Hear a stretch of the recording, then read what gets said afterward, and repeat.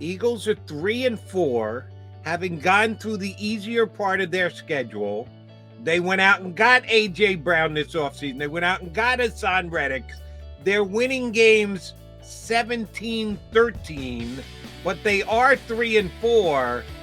You don't think they pull the plug on Jalen Hurts, knowing full well that they're at a position that they don't want to be stuck in the middle with Jalen Hurts? I think it would have to be a Carson Wentz level of ineffectiveness in his last year when they went to Jalen Hurts. I think it would be that level of ineffectiveness. If that happened, sure. But it would have to be that level.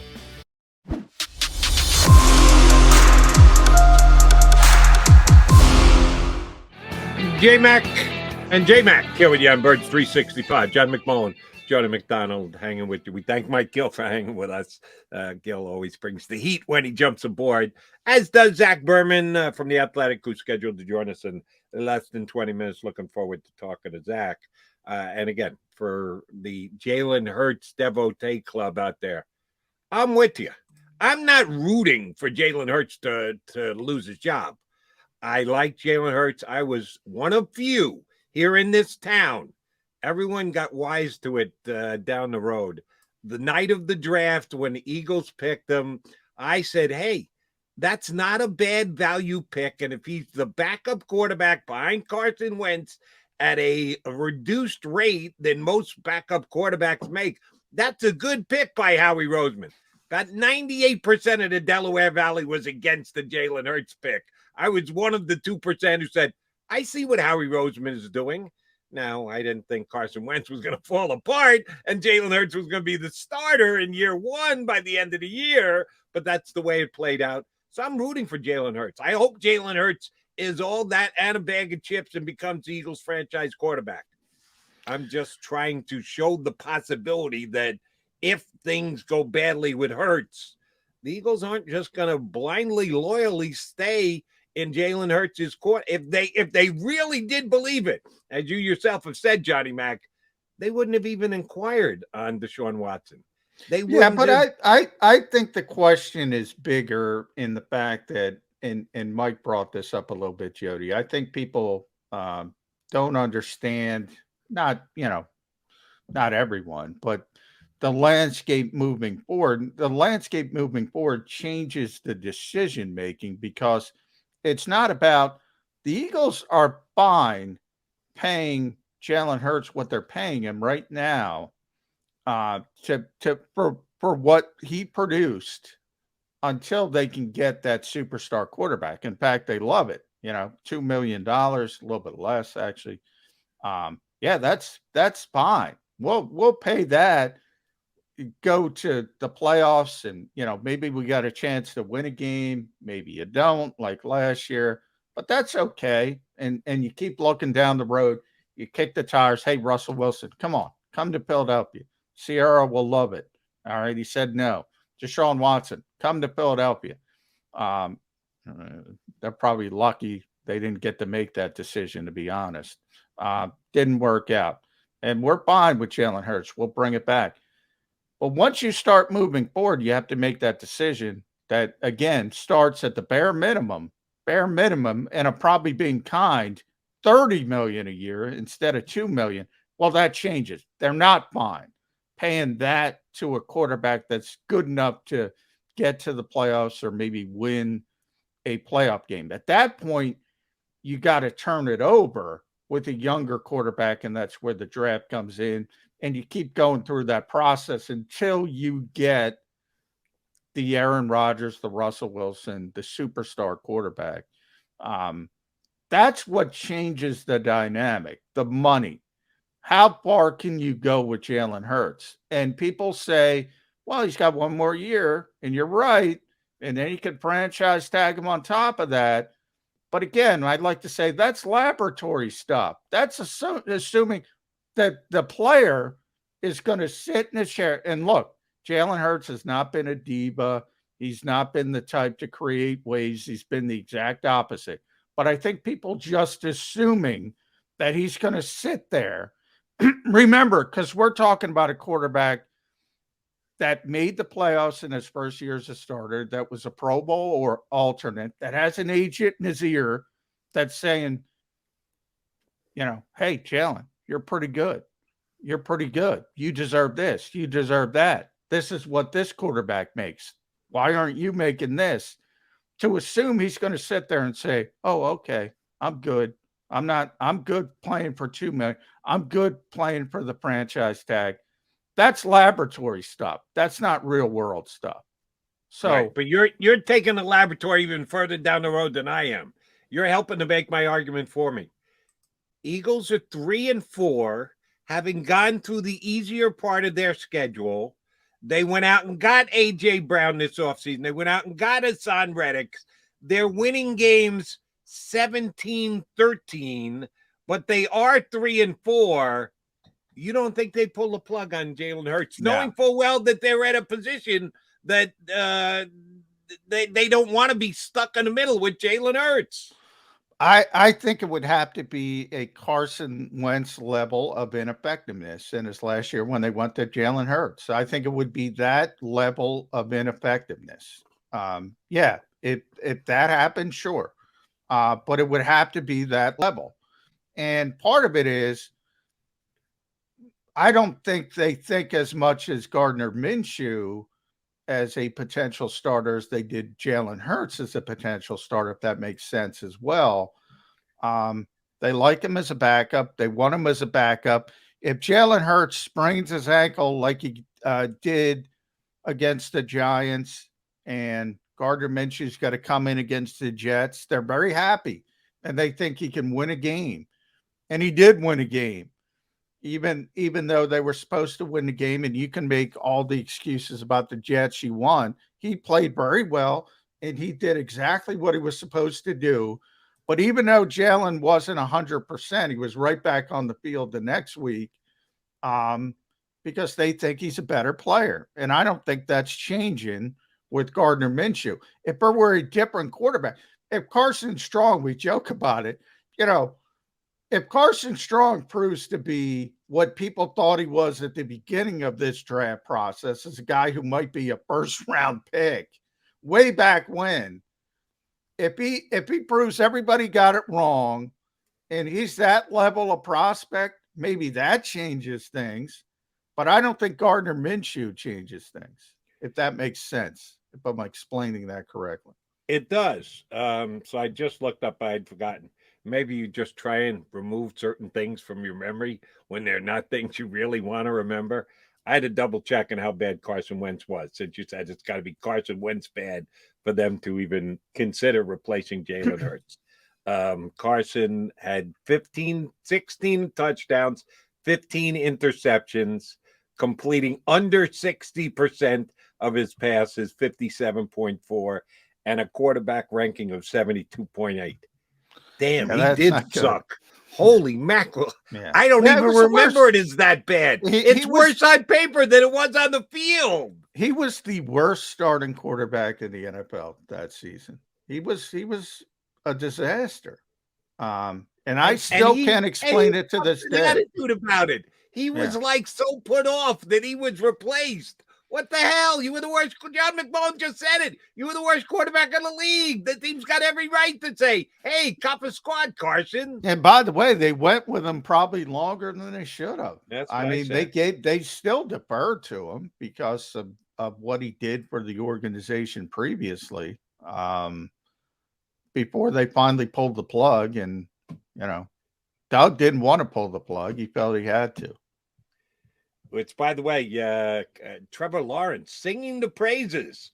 I guess they're putting in some work down there in Jacksonville, but we might not be putting as much work here in Philadelphia. But I bet you the media's there.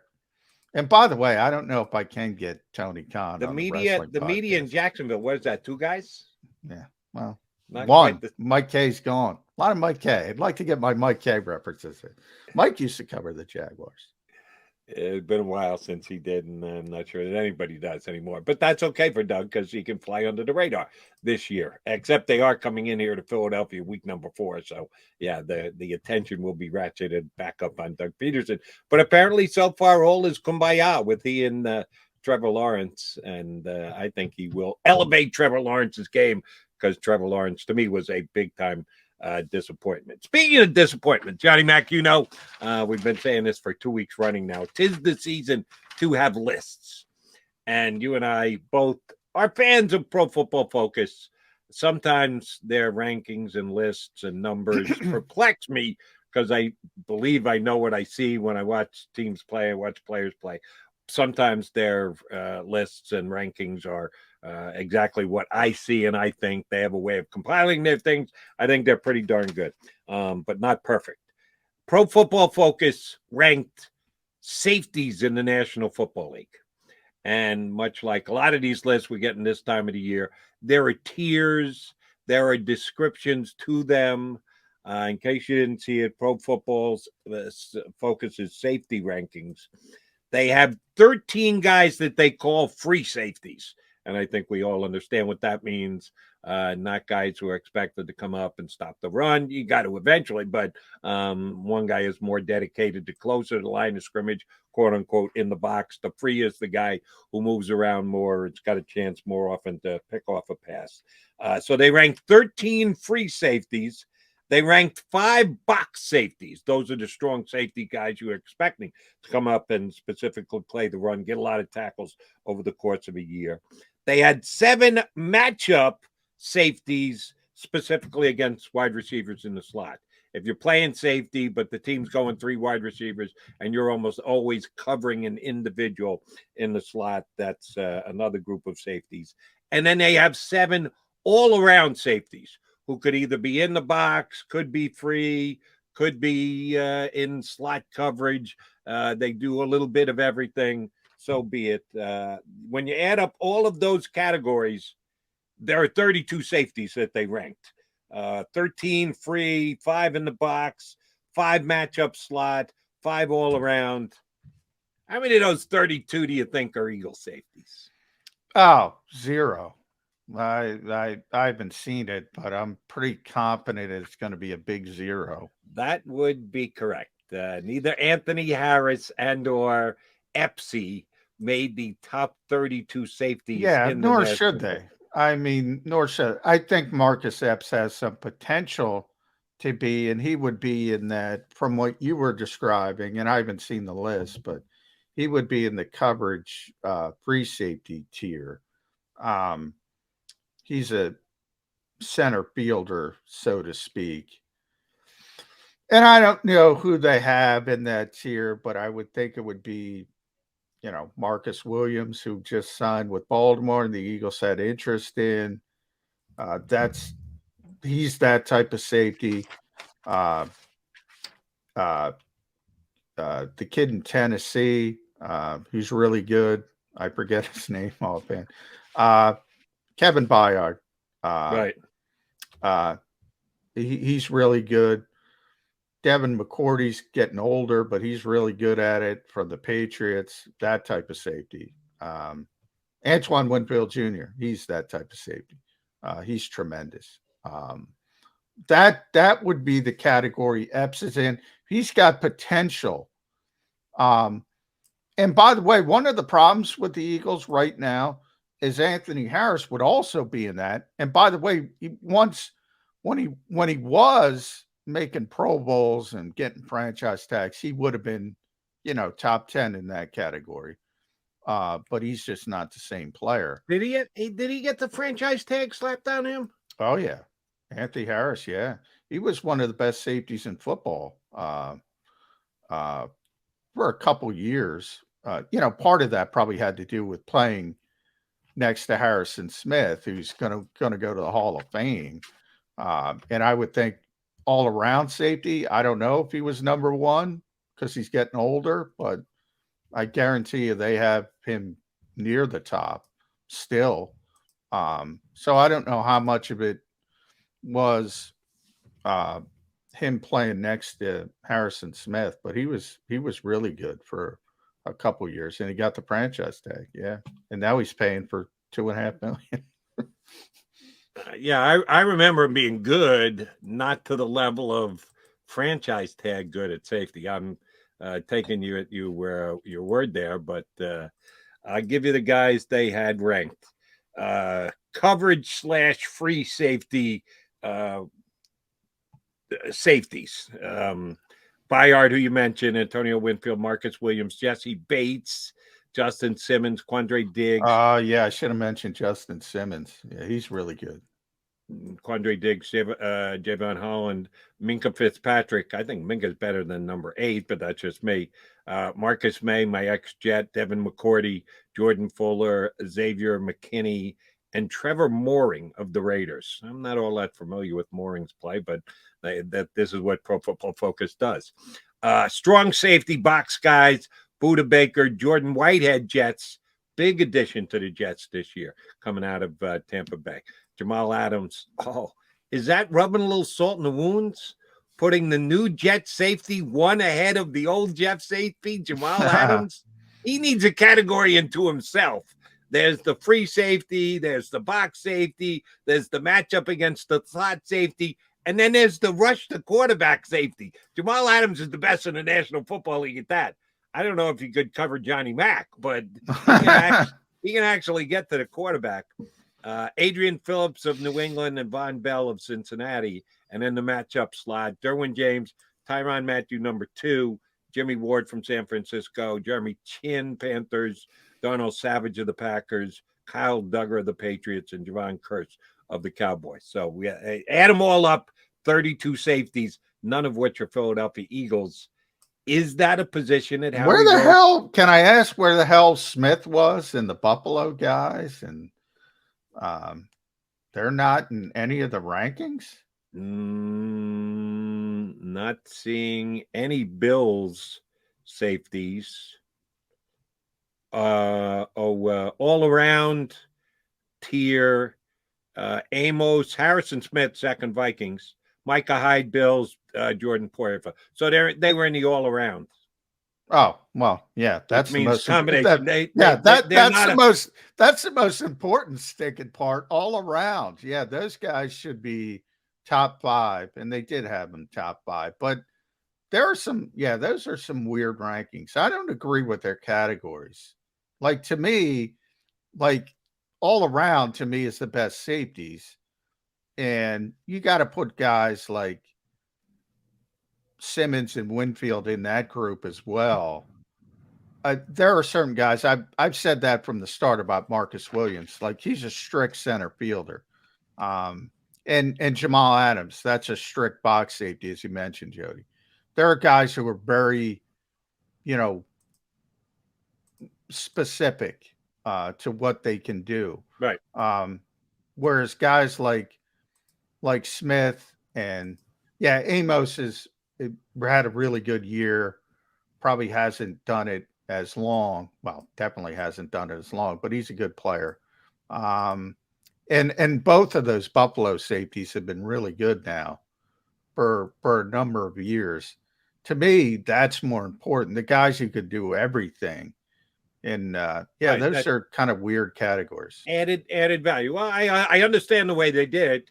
Specifically, free cover guys, not going to ask them to go out and play tackles. Specifically, box guys who might be a little bit of an issue if they got to cover somebody. Specifically, slot guys who are going to be cover guys, and they're on the field in addition to other safeties, but they're in there because they can cover. And then it's the best of the bunch, which are the all-around guys. Can move them around, can play them as box, can play them as free, can do what you want with them. So they broke them down into 4 different categories. I'm with you. The all-around player is probably the most valuable safety. All right, we'll come back. We'll talk safety. We'll talk quarterbacks. We'll talk wide receivers. We'll talk coaching. We'll talk about limited practice with our next guest, who will join John McMullen at some time this week down at the NovaCare Complex. From The Athletic, Zach Berman's going to jump aboard with us here on Birds 365.